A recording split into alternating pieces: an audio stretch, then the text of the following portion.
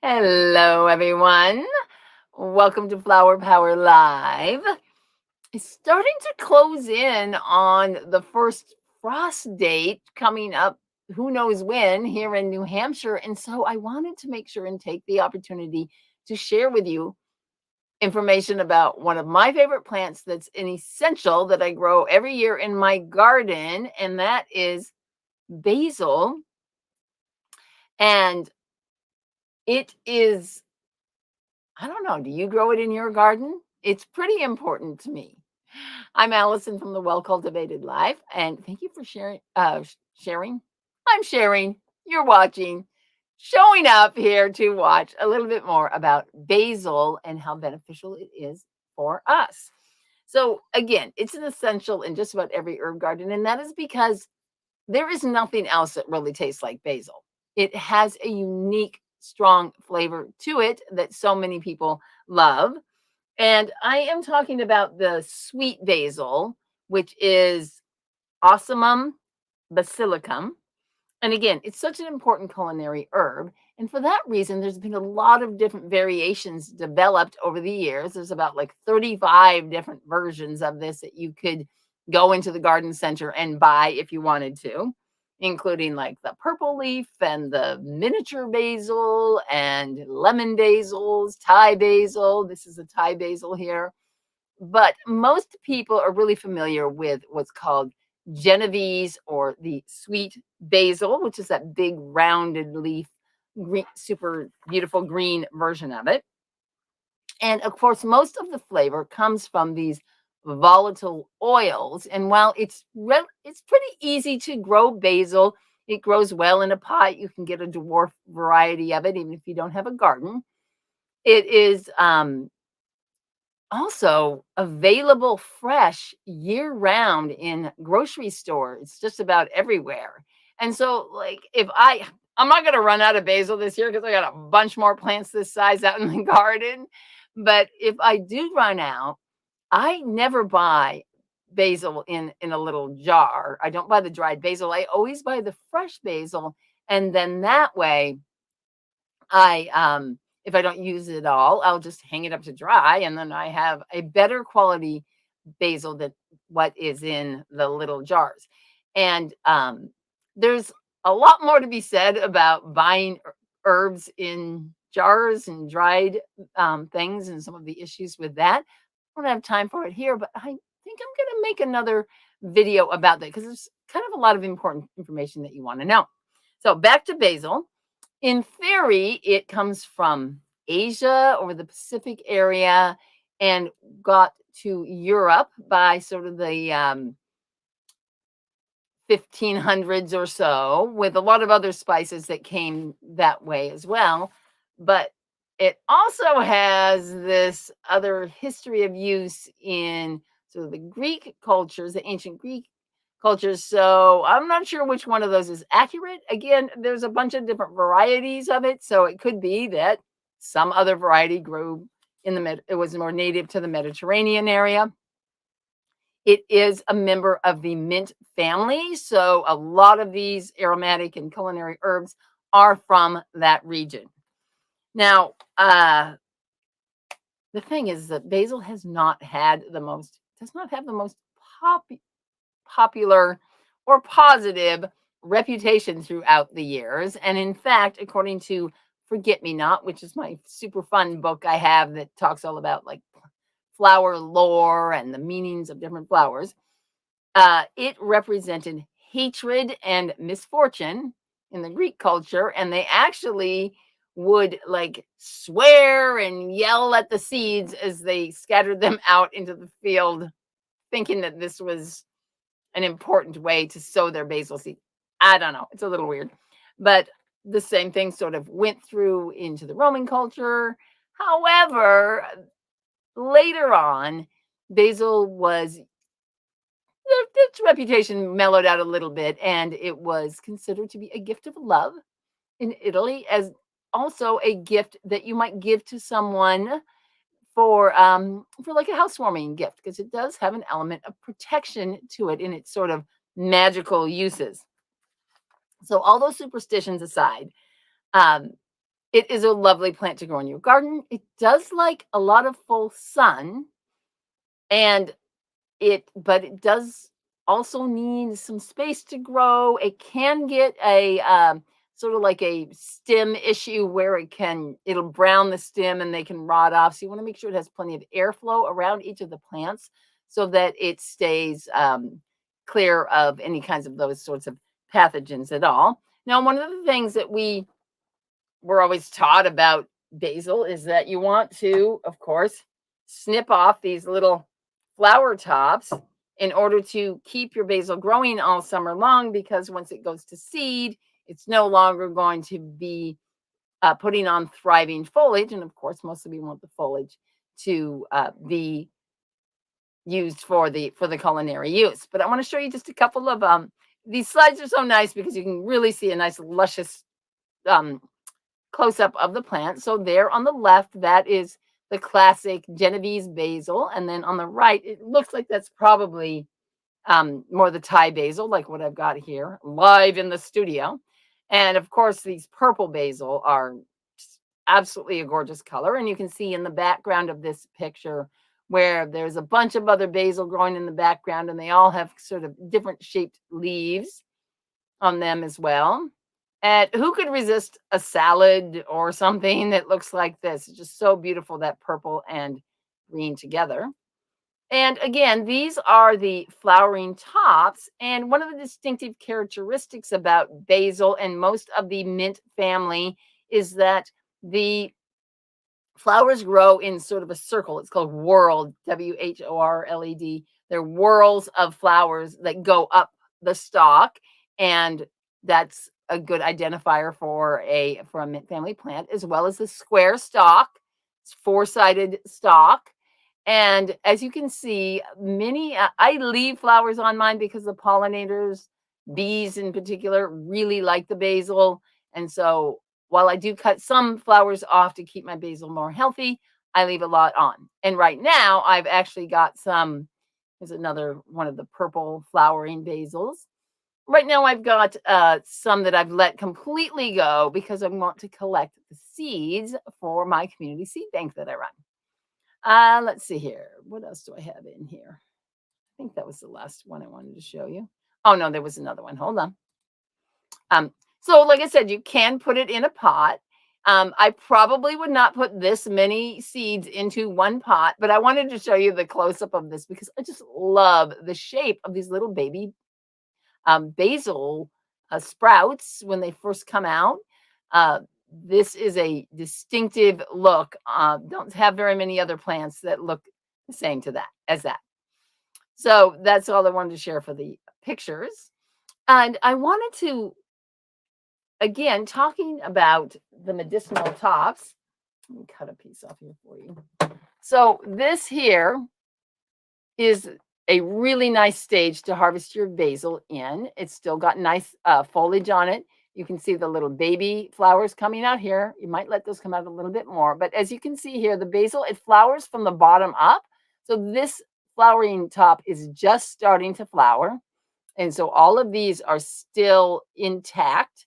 And that's what we want. The flowers have just such great oils and, nectars in it and things like that. So I might harvest something that looks like this for my medicinal use or for drying, or if I wanted to make some sort of like a tincture or something like that.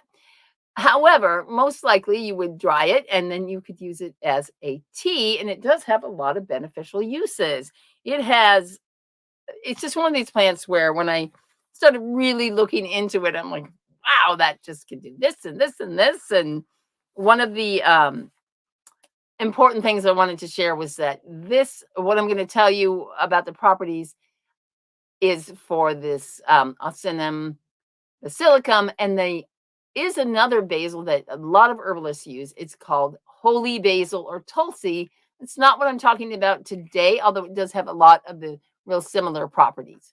So the holy basil is a super important. It's called holy basil because it is considered a holy plant, and it is associated with many of the deities in the Hindu culture.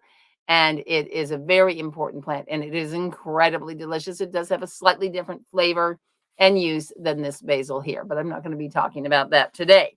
So our sweet basil has is sweet because it is an antibacterial, antiviral. It has been shown to have some anti-cancer properties as well as anti-inflammatory properties.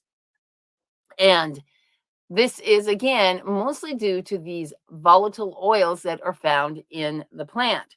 Now, it can be used externally to draw out like insect bites, although I would probably use something more like plantain for something like that.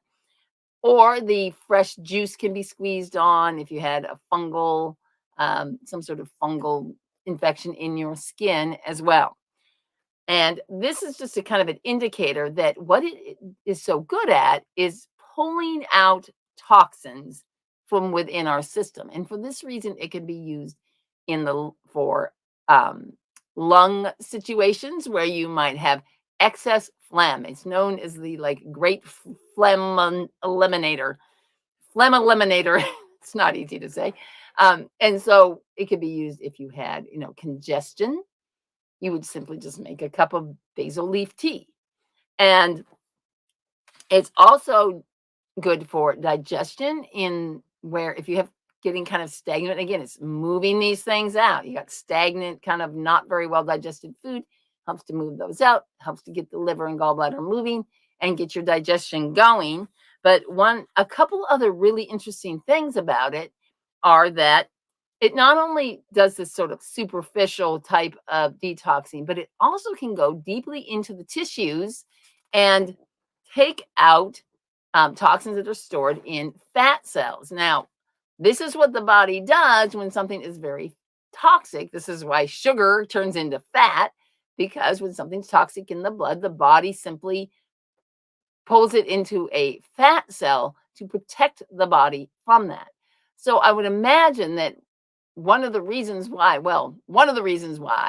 um, people feel bad when they start to lose weight is when they're breaking down this fat tissue. A lot of these toxins stored in there can get released. And so perhaps throwing a few basil leaves into your salad would really help you to make this happen in a more smoother and easier and less impactful way. So you don't, because a lot of times if you feel bad, then you're going to stop what you're doing, right?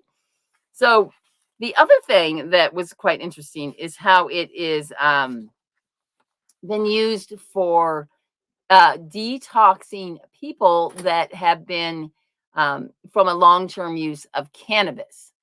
And again, smoking anything is not really good for you. There is a long history of cannabis use by humans and a lot of beneficial properties that we're hearing about now. But for anyone that has smoked in the past, when that was illegal, now it's legal and you can get like an organically grown cannabis. But when it was illegal, who knows what kind of chemicals and what kind of growing practices were happening with that plant. And so by using basil to help detox from this, any of the toxins that were built up from that long-term use can help be removed as well. And one of the other things that it does is it's well known, and this is a particular uh, one of the essential oils in it is called linalool, and this and some of the other oils in it are well known for helping to just kind of rebalance the nervous system, in particular, helping with anxiety and depression. And it also works on the autonomic nervous system, which is the system that has the fight or flight or the rest or digest. And so, either one of those, if they're out of balance, that's going to cause stress, which usually shows up as either stress or anxiety or depression. So it helps to rebalance those. And so that for that, you might use an essential oil. Just put it in a diffuser and be able to get the benefits of that. And one other thing I saw is it can also help you balance your blood sugar. I mean, basil, you rock. Okay. Like these plants are amazing. So not only that, but it also has a flower essence that is, like I was saying, it has kind of an interesting, it's a very kind of powerful plant, so many properties, and it works on an issue the flower essence works on an issue which is kind of hard for humans, and that is accepting our sexuality. Because so many people, and this has been taught to us through what we've, societal messages, is that, sexuality and spirituality are at odds with each other. And even though both of those parts of us are part of our whole human self. And so, what the basil flower essence does is it helps to kind of accept that, that it's okay and to bring these two parts back together. And it's especially helpful for someone that's gotten kind of extreme on their sort of negative sexuality, like getting into pornography or some of these really sort of extreme destructive forms of sexuality. And um, it this tension that we feel, it helps to just kind of relax that and help us more accept that for ourselves. And it's good for couples that might be having an issue with that and need some things to kind of balance that out a little bit. And I love what Lichen Word Herbal says. It helps to connect your sexual love and your divine love together. So we all could probably use some help with that, I'm sure. And you don't have to be in an extreme, sort of negative situation with that, but just to help, kind of accept that part of yourself and realize that it is part of you.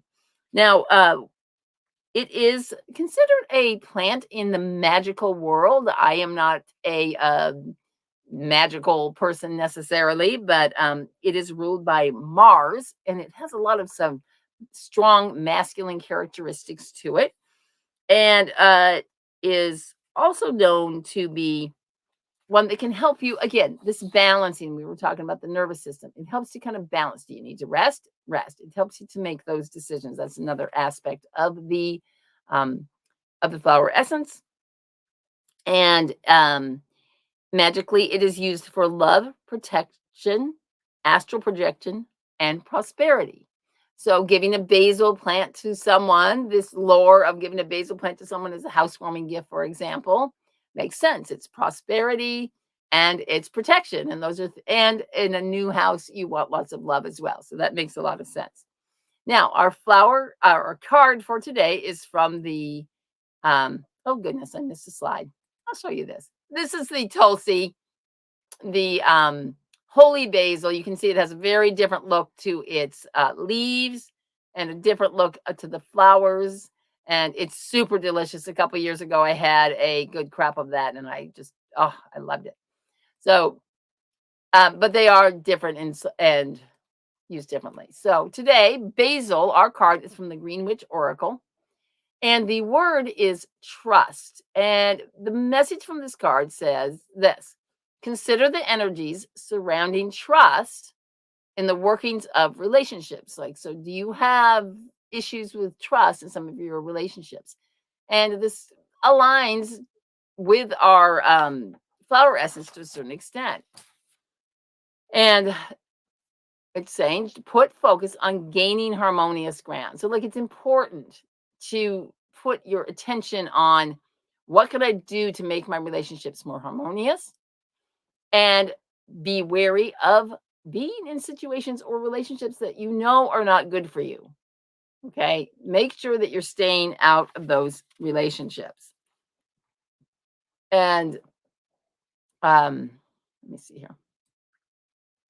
So, basil, as we saw, has quite a varied history and a lot of information about it. And it is, in my opinion, quite a powerful plant.